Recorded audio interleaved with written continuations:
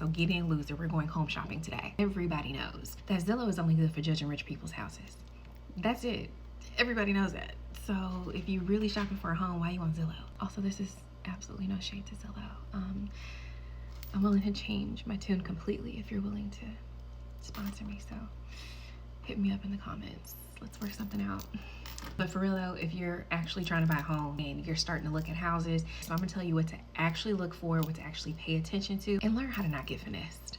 This is what month are we on? This is month 8 of your 12-month home buying plan where we are going home shopping. Let me tell you something. I'm actually telling you just like how I used to tell my clients. So from the moment that you get out of that car to go to that showing, the moment you step foot on the ground, your foot leaves the car door, don't you say a word. Not a goddamn thing. Don't say a word. We don't know if there are cameras in or around the home. So if you say something negative about the house, then you didn't up.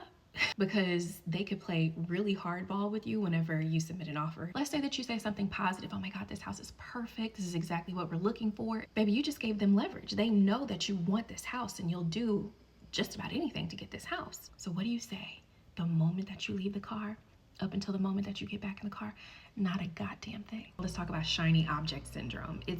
Everybody falls for it, especially when looking at new construction. So throw away everything you learned from HGTV and start all the way over. Raise your hand if you've been personally victimized by real estate photography. Because you know how you look at the photos on Zillow, for instance, and the house looks amazing and beautiful. When you get there and it's a shoebox, that's how they get you. And the second way that they get you is staging. Now, the reason why people stage a home if it's not actually lived in is, one, to help buyers envision what the house actually looks like, right? But the second reason is if they're trying to hide something.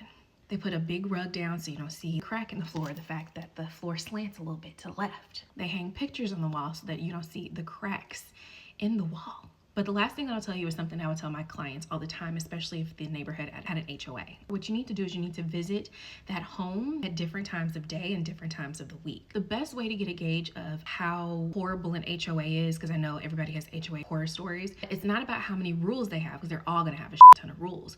It's gonna be about how do they enforce them? Do they actually enforce these rules? And the only way to really find that out is to talk to the people that live in the neighborhood. So you can do that when you're visiting the house outside of normal showings.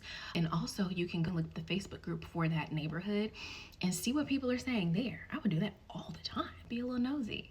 So yeah, those are just a few things to keep in mind when you're house shopping. If you want a full list of all the red flags, green flags, all the things that you should be looking at, the things that you shouldn't pay attention to so you don't get distracted, comment house shopping. And Zillow, I'm still waiting for you, babes. So see you in the comments. In the next video, I'm gonna give you all of my tips and tricks to negotiating and getting a good deal, because baby, negotiation is, baby, that's my thing. I'll see you in the next video.